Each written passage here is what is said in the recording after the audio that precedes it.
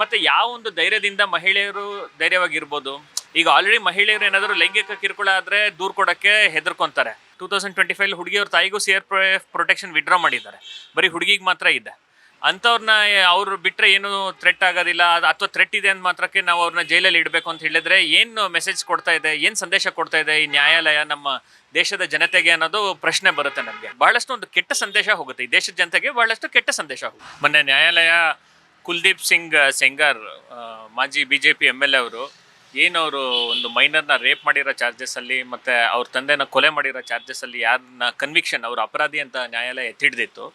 ಮೊನ್ನೆ ಉಚ್ಚ ನ್ಯಾಯಾಲಯ ಬಂದುಬಿಟ್ಟು ಅವ್ರ ಜೈಲ್ ಸೆಂಟೆನ್ಸ್ನ ಸಸ್ಪೆಂಡ್ ಮಾಡಿ ಅವ್ರನ್ನ ಪರೋಲಲ್ಲಿ ಸಸ್ಪೆಂಡ್ ಸೆಂಟೆನ್ಸ್ ಮಾಡಿದೆ. ಇದು ಬಹಳ ಆತಂಕಕಾರಿ ವಿಷಯ. ಯಾಕೆ ಅಂತ ಹೇಳಿದರೆ, ಎಲ್ಲರಿಗೂ ಗೊತ್ತಿರೋ ಹಾಗೆ ಒಂದು ಈ ಶೇಂಗಾರ್ ಅನ್ನೋರು MLA ಆಗಿರಬೇಕಾದ್ರೆ ಈ ಒಂದು ಮೈನರ್ ಹುಡುಗಿನ ರೇಪ್ ಮಾಡೋರು ಅಲ್ಲದೆ ನಂತರ ಅವ್ರ ಮೇಲೆ ಬಹಳಷ್ಟು ಒಂದು ಥ್ರೆಟ್ಟು ಸಹ ಕೊಡ್ತಾರೆ. ಅಷ್ಟು ಥ್ರೆಟ್ಟು ಇರೋದ್ರಿಂದ ಅವ್ರಿಗೆ ಕಂಪ್ಲೇಂಟ್ ಮಾಡೋದಕ್ಕೂ ಸಹ ಟೈಮ್ ಆಗುತ್ತೆ. ನಂತರ ಈ ಕೇಸ್ ನಡೀತಿರ್ಬೇಕಾದ್ರೆ ಹುಡುಗಿಯವ್ರ ತಂದೆಗೂ ಸಹ ಅವ್ರ ಮೇಲೆ ಫಾಲ್ಸ್ ಕೇಸು ಹಾಕ್ತಾರೆ. ಆಮೇಲೆ ಅವರು ಜುಡಿಷಿಯಲ್ ಕಸ್ಟಡಿಯಲ್ಲಿ ತೀರ್ಕೊತಾರೆ. ಅವ್ರ ತಂದೆನೂ ಇವರೇ ಕೊಂದಿರೋದು ಅಂತ ಹೇಳಿನೂ ಸೆಂಗಾರ್ನ ಕೋರ್ಟು ಕನ್ವಿಕ್ಟ್ ಮಾಡಿತ್ತು, ಟ್ರಯಲ್ ಕೋರ್ಟಲ್ಲಿ ಕನ್ವಿಕ್ಷನ್ ಆಗಿತ್ತು.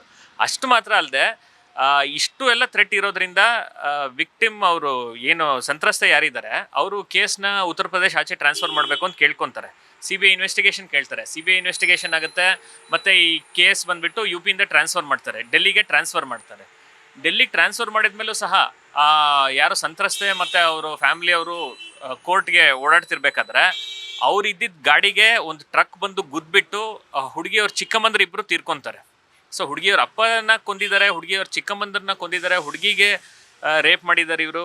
ಇಷ್ಟೆಲ್ಲ ಮಾಡಿರೋರು ಒಂದು ಲೀಗಲ್ ಟೆಕ್ನಿಕ್ಯಾಲಿಟಿ ಮೇಲೆ ಕೋರ್ಟು ಅವ್ರ ಸೆಂಟೆನ್ಸ್ನ ಸಸ್ಪೆಂಡ್ ಮಾಡಿದೆ ಅಂತ ಹೇಳಿದರೆ ನಾವು ಏನು ಹೇಳಬೇಕಾಗತ್ತೆ? ಮತ್ತು ಅವ್ರು ಯಾವ ಒಂದು ಧೈರ್ಯದ ಮೇಲೆ ಇರಬೇಕಾಗತ್ತೆ? ಇಷ್ಟು ನ್ಯಾಯಾಲಯಕ್ಕೆ ಗೊತ್ತಾಗೋದಿಲ್ವಾ ಅಂತ ನಮ್ಮ ಪ್ರಶ್ನೆ. ನ್ಯಾಯಾಲಯ ತೀರ್ಪು ಕೊಡಬೇಕಾದ್ರೆ ಹೇಳ್ತಾರೆ ಅವ್ರಿಗೆ ಥ್ರೆಟ್ ಇದೆ ಅಂತ ಮಾತ್ರಕ್ಕೆ ನಾವು ಇವ್ರನ್ನ ಜೈಲಲ್ಲಿ ಇಡೋಕ್ಕಾಗೋದಿಲ್ಲ, ಯಾಕಂದರೆ ನಾವು ಅವ್ರಿಗೆ ಪೊಲೀಸ್ ಪ್ರೊಟೆಕ್ಷನ್ ಇದೆ. ಇನ್ಫ್ಯಾಕ್ಟ್ ಹುಡುಗಿಯವ್ರ ತಾಯಿಗೆ CRPF ಪ್ರೊಟೆಕ್ಷನ್ ಇತ್ತು. 2025 ಹುಡುಗಿಯವ್ರ ತಾಯಿಗೂ CRPF ಪ್ರೊಟೆಕ್ಷನ್ ವಿಡ್ರಾ ಮಾಡಿದ್ದಾರೆ. ಬರೀ ಹುಡುಗಿಗೆ ಮಾತ್ರ ಇದೆ. ಮತ್ತು ಕೋರ್ಟ್ ಹೇಳಿದರೆ ಲೋಕಲ್ DCP ಏನಿದ್ದಾರೆ ಅವ್ರು ನೋಡ್ಕೋಬೇಕು ಅಂತ ಹೇಳಿ.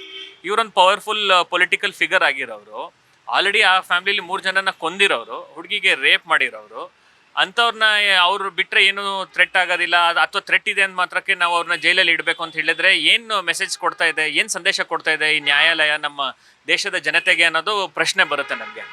ಮತ್ತು ಯಾವ ಒಂದು ಧೈರ್ಯದಿಂದ ಮಹಿಳೆಯರು ಧೈರ್ಯವಾಗಿರ್ಬೋದು?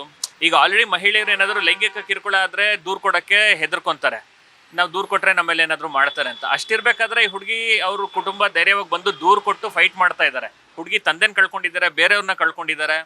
ಅಷ್ಟೆಲ್ಲ ಆಗಿನೂ ಸಹ ಕೋರ್ಟಲ್ಲಿ ಕನ್ವಿಕ್ಷನ್ ಸಿಕ್ಕಿದ ಮೇಲೂ ಸಹ ಇವ್ರನ್ನ ಜೈಲಿಂದ ಬಿಟ್ಬಿಡ್ತಾರೆ ಒಂದು ಟೆಕ್ನಿಕಾಲಿಟಿ ಮೇಲೆ ಅಂತ ಹೇಳಿದ್ರೆ ಯಾವ ಧೈರ್ಯದ ಮೇಲೆ ಜನ ಬದುಕಬೇಕು?